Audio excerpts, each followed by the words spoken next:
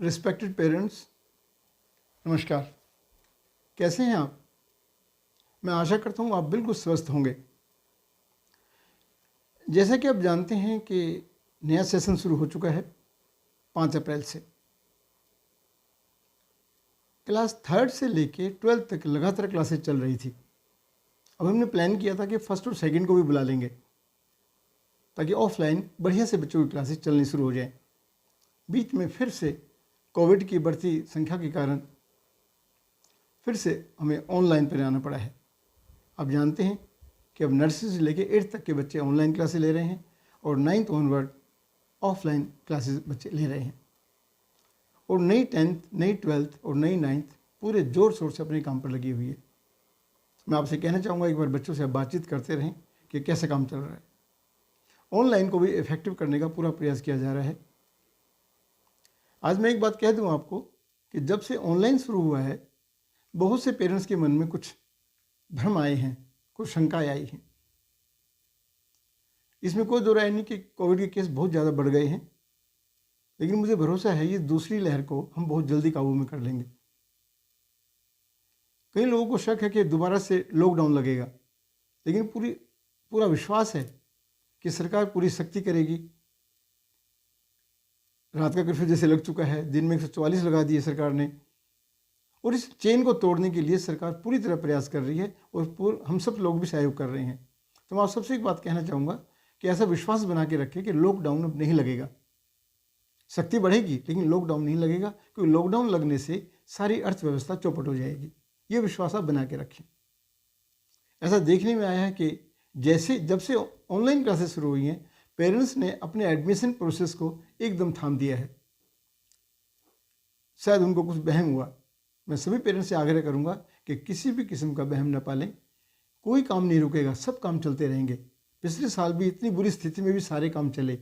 बच्चों के एग्जाम हुए, टेस्ट हुए, बच्चे अगली क्लास में फाइनल एग्जाम देगा, बच्चे अगली क्लास में भी गए, 12th के भी एग्जाम हुए, सारे काम होंगे।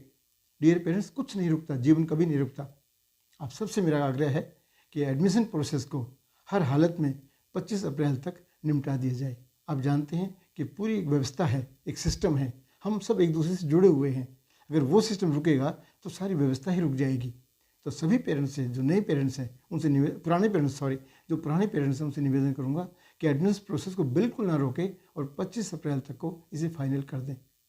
आप जान के हैरान हो जाएंगे कि नए एडमिशन लगातार हो रहे हैं। मेरे स्कूल में नहीं, सभी स्कूलों में। मेरे स्कूल से भी कुछ टीसी जा रहे हैं, वो कहीं ना कहीं तो दाखिला ले ही रहे हैं बच्चे, और मेरे स्कूल में लगातार नए एडमिशन हो रहे हैं। तो लगातार प्रोसेस इज ऑन।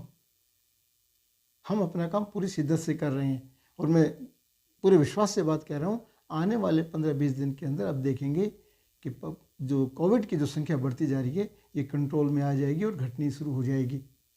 ऐसा विश्वास रखें। इसलिए मेरा आपसे निवेदन है कि एडमिशन प्रोसेस को तुरंत पूरा करें। 25 अप्रैल तक इस काम को फाइनल कर लिया जाए। बहुत से बच्चों ने बुक्स नहीं ली हैं। बुक्स के बगैर काम करना मुश्किल है।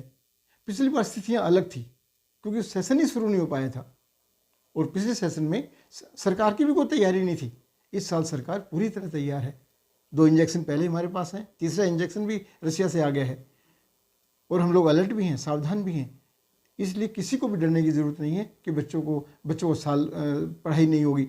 बिल्कुल रेगुलर पढ़ाई होगी और आप देखेंगे कि बहुत जल्दी ऑफलाइन क्लासेस शुरू हो जाएंगी। सभी बच्चे स्कूल में आना शुरू कर देंगे। तो एक बार फिर मैं आग्रह करता हूँ कि 25 अप्रैल तक एडमिशन संबंधी सारे प्रोसेस को निपटा लिया जाए। 2 बातें और आपसे शेयर करना चाहता हूँ। जो पहला टेस्ट बच्चों का होगा उसमें हमने सिलेबस को ना लेके, मैं बात कर रहा हूँ नर्सरी से लेके 8वीं तक की, इन क्लासेस में ब्रिज कोर्स हम चला रहे हैं। जो बच्चों का गैप आया है 2 साल के अंदर, उस गैप को भरने के लिए उनकी जो फंडामेंटल जो बेसिक चीज़ें हैं, अगर मैं हिंदी की बात करूँ, बच्चों की मात्राएं गायब हैं, उस मात्रा के ऊपर काम चल रहा है।